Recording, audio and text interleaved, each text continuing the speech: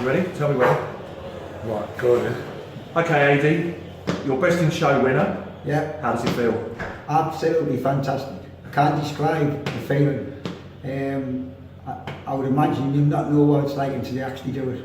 And all I'd say to people is stick at it, and dreams can come true. So did you think, keep your feet still, you're nervous, we can hear you flapping, yeah. Keep your feet on the floor. Did you, a lot of people were tipping your bird to win. Did you think that it had a chance? Well, yes, I thought because of last year's result and losing out 7-6, I just thought this year I was going to show them at the first 4 shows I could, and then at the beginning of August, strip the bird out and rest them and try and keep him for the club show. And luckily he moulded it, so he's now coming out of the mould, where I think today a lot of people's birds, unfortunately, still slightly in the mould. And he's done the business. He's come back exactly as I needed him. So, yes. So who do you credit with your birds? Is there? We know you work with a few fanciers that have helped take your stunt forward. We know you've worked particularly hard yourself in making it happen. Yeah. But is there anyone you'd like to sort of really credit for your success? What I'd say is, in 2010, a gentleman called Keith Allison, who was an EBF member from the North East, lent me a DVD, and it was actually the FA1 DVD in Christmas 2010. And I went home and watched that, and that weekend I sold all my parakeets and came back into budgies. So Keith let me have 7 budgies, and I went and bought some from here and there. And then March, so that was in December, January 10-11.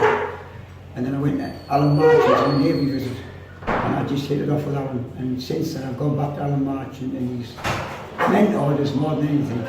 So the 2 people, I think, one Keith for getting me back into the hobby, and Alan March for keeping me on the straight and narrow, not getting involved in too much of the hype, and just let the birds do the talking. And it seems as if it's worked, so fantastic. So what advice, because people on the EBF are always interested in those little nuggets of advice that people can give them. What, if you were talking to beginners and novices, say, having only been the first year intermediate yourself, what would be the best sort of 5 bits of advice you could give them in terms of building a successful stud? I think what I did when I first seen the birds, I did what everybody did. You go out and buy a bird from here, there and everywhere. But I think now in reflection, what you want to do is have a look around and find the actual birds you want. Find the studs that you like the type of birds. And I found in 2010, all of the winning birds that you can look back for the past couple of years, all seem to lead back to a certain pedigree, which I'd never heard of at the time, which was Huxley Marchant. So I decided then to go there. But don't go expecting to buy a CC winning bird. Look at the better birds and see if there's any family members, lesser birds. And I've always bought the lesser birds. I've had 1 or 2 nice birds, but I've always worked with the lesser bird, and I tend to find them breeding more chicks, so you've got more chance of hitting a good budget from it. So. Okay, and do you find that with Alan, I know you said he's really helped you, has he kind of guided you with try this, try that?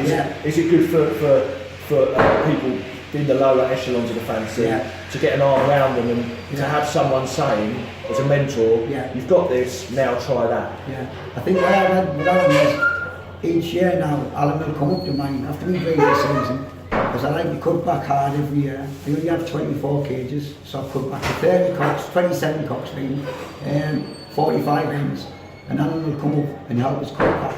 And then you look to see the overall general quality of the birds and say, right, this year you want this, and Alan might not have it available.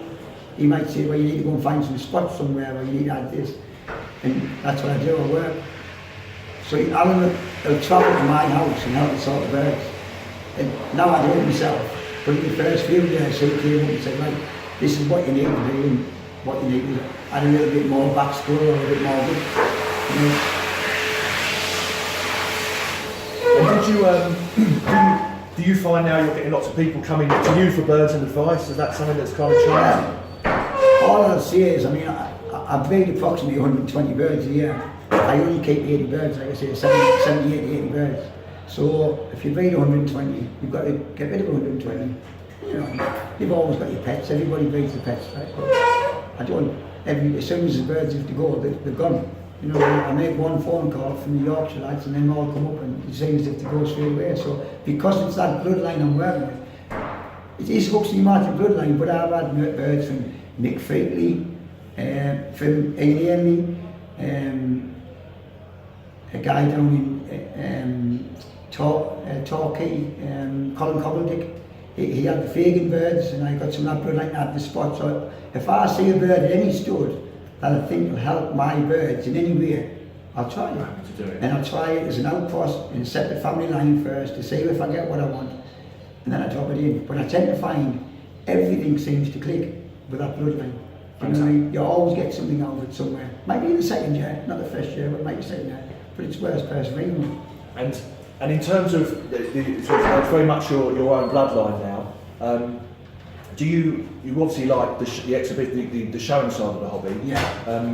So for other EBF members or particularly beginners and juniors, what would be your advice for exhibiting? Should they do the odd show and pick and choose, or would you suggest they need to get out there as many shows as they can? I think you need to get out in your own area and try your birds in your own area. And I'm looking in the northeast, northern BS. I'm right on the borders of the YBS and the SBS, so I join all three clubs. And I try the birds at each area show, the 3 area shows. And you get a feel of the overall quality of each area then as well. And just take your time to prepare the birds. Don't think you can just take a bird from a breeding cage or from a flight and show it and win, because you'll end up disappointed. And don't expect to go and win from day one, because it does not. Do you know what I mean? Take your time and let the birds come on. Do your time in each section and let the birds grow with you. So patience is the key, really. That's what I say. Patience, yeah. Always the key. Yeah. Fantastic. Patience. Yeah. Fantastic. So you've had. So what have you won at the club show, the world show? What have been your successes this year? So you've got best intermediate adult and best in show, of course. Best intermediate young bird, best intermediate any age, best any age in show, best in show, and I think there's a few colour CCs for young birds down in the section lineup as well. So my goal this weekend was to try and bring the young light green to try and win intermediate young bird, to try and get the points for the countrywide breed of the year. Okay. Because I was. Have you done enough to win that? I came to the show, I think 53 points ahead of anybody else, and obviously I've collected there, I think 30 to 40 points this weekend. So hopefully I've won that this year. Fantastic. And then to go and win a major award at the World Show, that was just beyond dreams. But I always knew in the back of my mind that it would take a good budging condition to beat them and prove the point. And last couple of questions. What was it like sitting there waiting for the result to come through? Was that like the longest 20 minutes, half an hour of your life? I think if you speak to Mick Featley, he'll tell you, because at one point I actually thought I was going to faint. I actually got a hot sweat and the flush, and I said to a friend of mine, I must go outside and get some fresh air. And Mick actually said, no, if you're going to stay here, because if you're going to faint, I want to take a photo. Do you know what I mean? The pressure is just unbelievable. But once it announced the number, the winner, and you know you've won it, it's just like a release of emotions that I just can't describe. You don't know if you're going to have a wee, if you're going to cry, if you're going to be sick. It's just unbelievable. Fantastic. Excellent. Fantastic. So, just last question. Just obviously, we're obviously trying to promote the EBF. You're a member of the EBF. Yes. Is there anything you can sort of share with other members or would-be members of the EBF as your thoughts about it? All I'll say is, when I looked at that DVD in 2010, the FA1 DVD, it tells the story of Mick and Ian working on the birds and coming to the club show. And I dreamt about that. Being honest, it might sound a bit silly, but I dreamt about that. Must be fantastic to be able to go through that journey and to become a world champion. And 7 years later, because I've been patient, I've done it. Within 7 years of coming in the hobby. Some people might never do it, but if you take your time and set a path and stick to it, you're always going to have your knockbacks, but you've always got something better the next day in the shed. You'll find you'll lose a good bird, but then you'll hatch a good bird. And just take your time and it'll come out. Fantastic. Well, Adi Lovack, on behalf of the EBF, thank you very much for your time and congratulations. You're welcome. Thank you very much. Thank you.